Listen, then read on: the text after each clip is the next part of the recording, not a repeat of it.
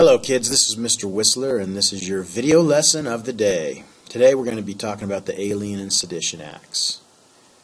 You can see from this picture, the snake is the sedition bills. He's about to eat these kids, which are freedom of the press, freedom of speech, and honest opinion. So, the Alien and Sedition Acts, you can see from this cartoon, were bills passed to take away Americans' freedom. How could that happen? Okay, I want to review the 10th Amendment. Now, the 10th Amendment says that all powers not given to the federal government with the Constitution go to the states. So if we remember when we looked at the Constitution and the enumerated powers, there were 18 of them. Number 18 was the Elastic Clause. Those are all powers given to the federal government.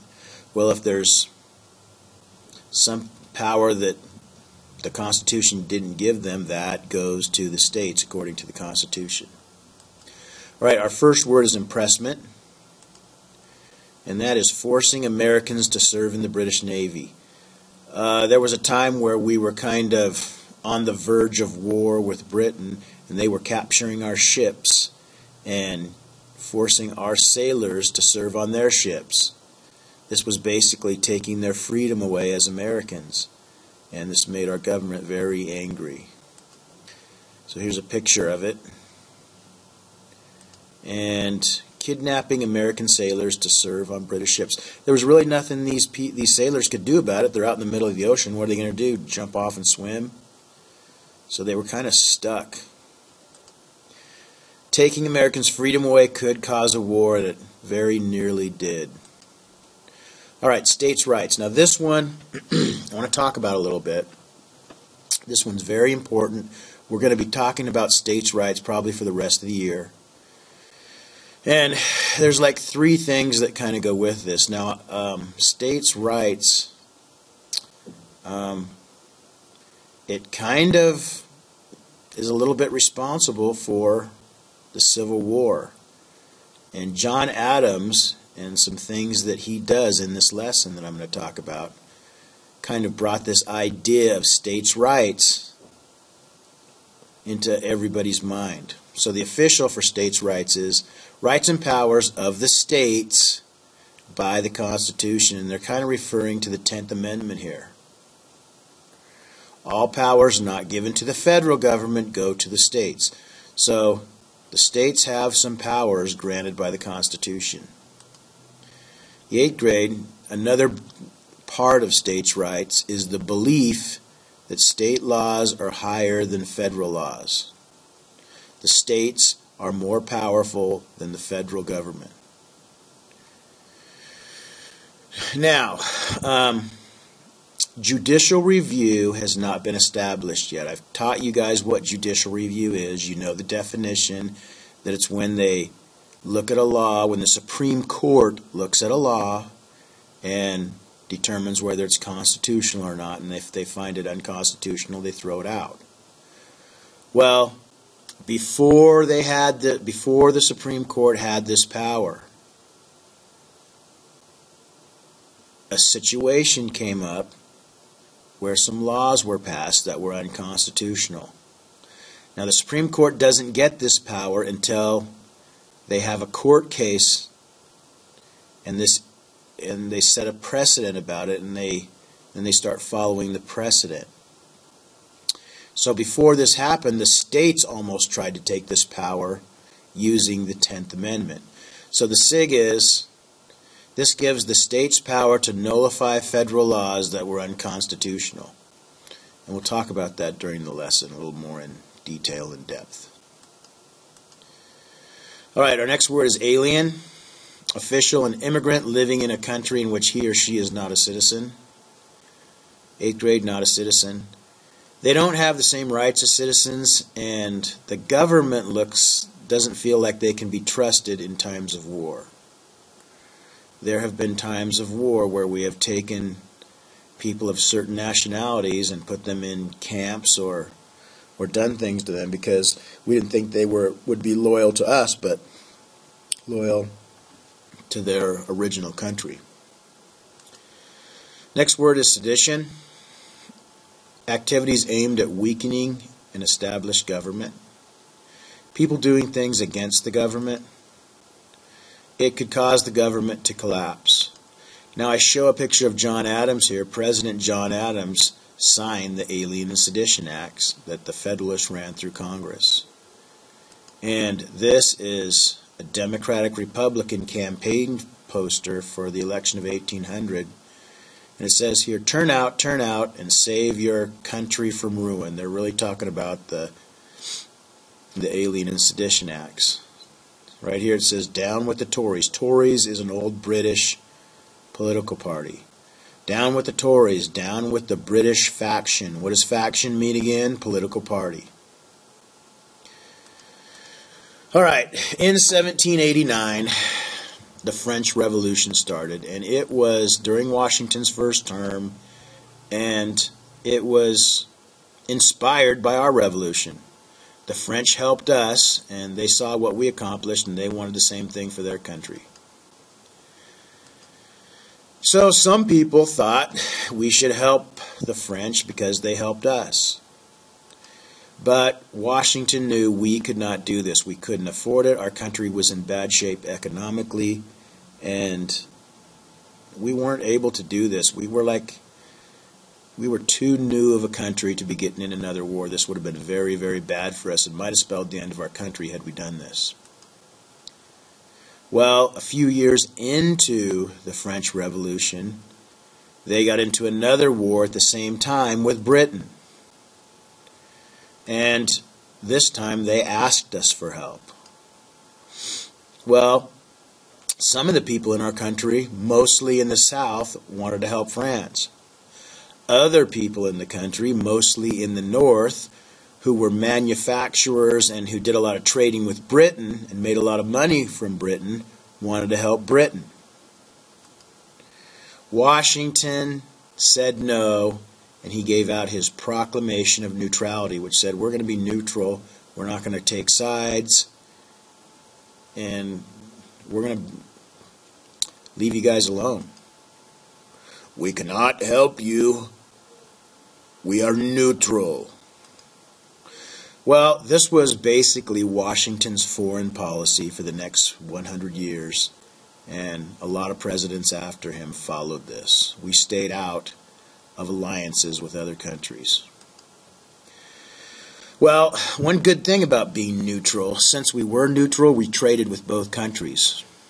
And our country made a lot of money trading with France and trading with Britain. Well, even though Washington gave out his proclamation of neutrality, there were a few Americans that decided to help the French anyway. And they started attacking some British ships. Well, when the British found out these guys were Americans, it made them mad, so they started attacking American ships. And when they captured American ships, they started practicing impressment. Well, this made Washington and the government mad, and we came very close to going to war with Britain. Well, Washington didn't want to go to war, so he sent his chief Supreme Court Justice, John Jay, over to England to try to hash out a peace treaty. Well, Jay's Treaty, as it was called, they worked out a deal to where the British would pay for the damages that they caused. And if you remember, after the Revolution, we weren't allowed to trade in the Caribbean. Well, they made it so we could trade with British colonies down in the Caribbean, and they settled some debts that we had before 1776. The only thing they really didn't do in the treaty was solve the impressment issue, which kind of made a lot of people mad, including Washington. But what the treaty did, what Jay's Treaty did, was avoided a war with Britain, which we did not want. So in that sense, it was good. Well, when the French saw that we were talking to the English, they looked at it as the Americans helping the British against them, because remember, they were fighting war against them. So this kind of made the French, Jay's Treaty made the French mad. Well, Washington retires. John Adams wins the election of 1796. And here are a few things about Adams. Listen to these things and tell me if you think that he was qualified to be president. First of all, he was a lawyer, and he was a very good lawyer because he defended the Redcoats, the hated Redcoats, after the Boston Massacre and got them off. He spent most of his life in public service. He was in the Massachusetts state government, or Massachusetts colonial government. He was one of the most active patriots. When he was in the Massachusetts government, he was on 90 different committees. He was an ambassador to France for several years. And he was at the signing and helped negotiate the Treaty of Paris after the Revolutionary War. And on top of that, he was Washington's vice president for 8 years. So he was a pretty qualified guy. And one thing I didn't even put down here is he went to Harvard University. So he was very smart, and he was very qualified to be president. Well, when he became president, he was 61 years old, and he inherited the dispute with France that started during Washington's administration. Well, this dispute with France ended up being called the XYZ affair. Now, the French were mad at the United States for Jay's Treaty. They considered it helping Britain, so they started seizing American ships.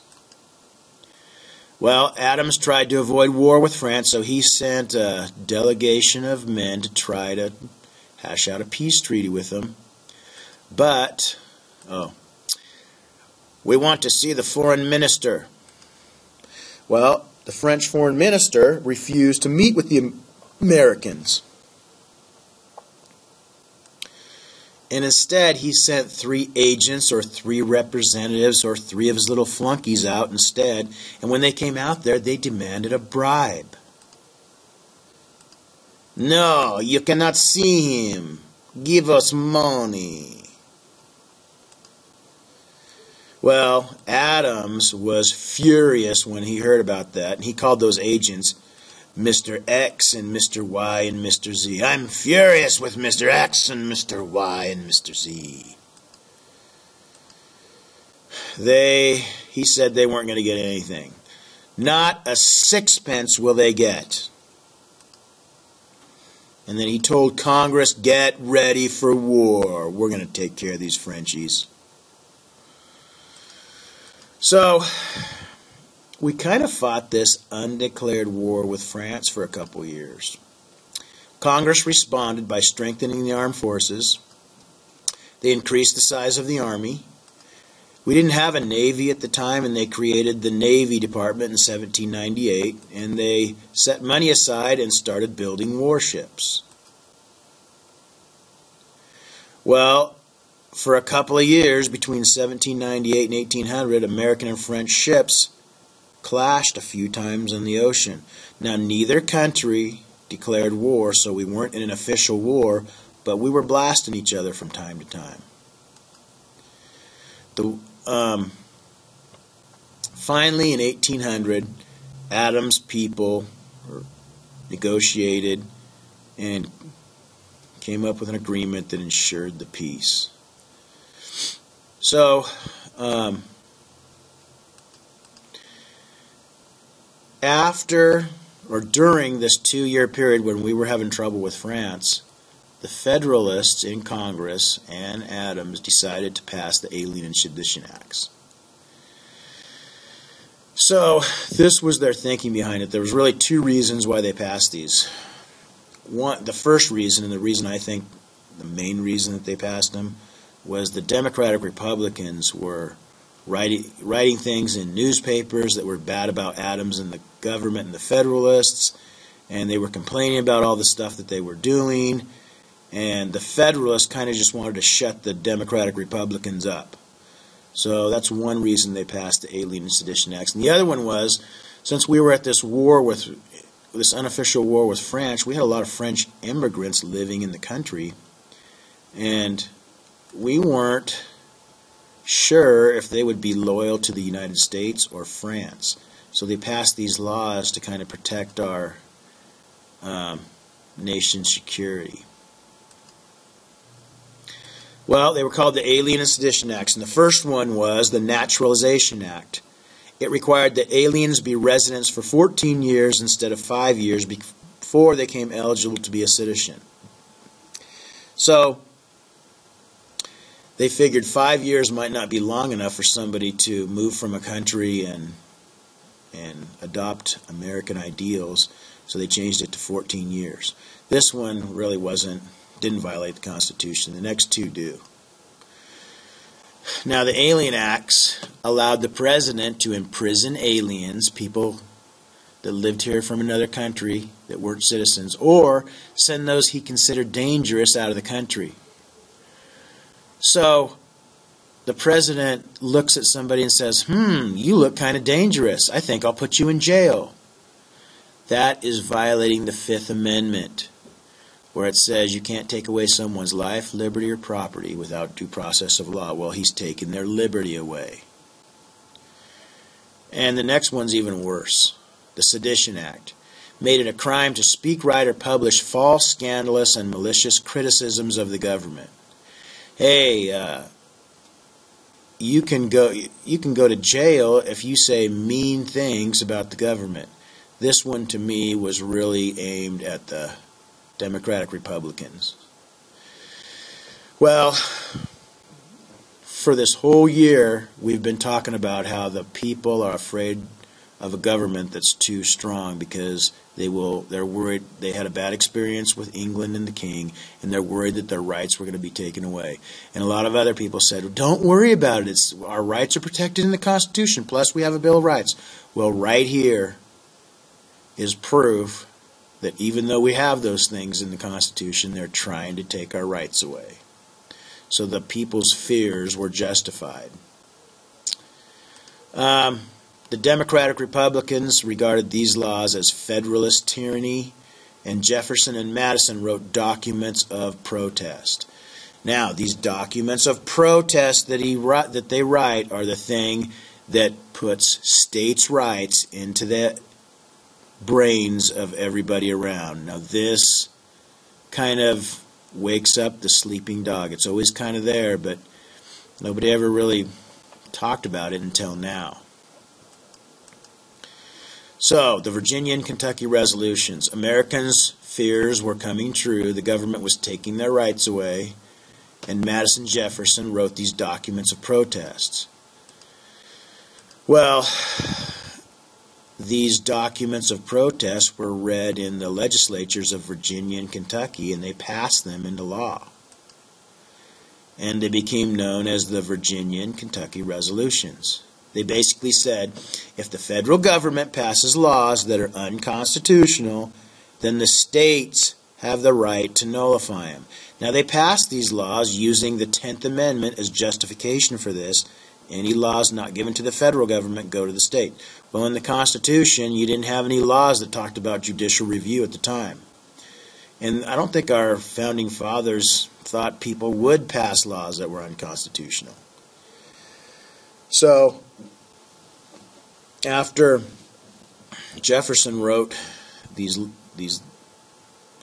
protests, these documents of protest, this idea of states' rights really came to the forefront, and they would now argue this for the next 100 years, and this is going to be one of the reasons that the southern states thought they had the right to secede from the Union. Every state has a natural right to nullify. Thomas Jefferson, and down here, the 10th Amendment's down here. So, states' rights, this was before judicial review was established. This was really significant because it established power of the states over the federal government. So, that's the Alien and Sedition Acts. Here is your notebook for the Alien and Sedition Acts. You can see both of these things on page 270. This part here is also on page 271 of your books. And then the writing for this one is, I just want you to write these questions and write the answers in. And we don't have a note taker for this one, so once this is done, the Alien and Sedition Acts are over. Have a nice day, kids.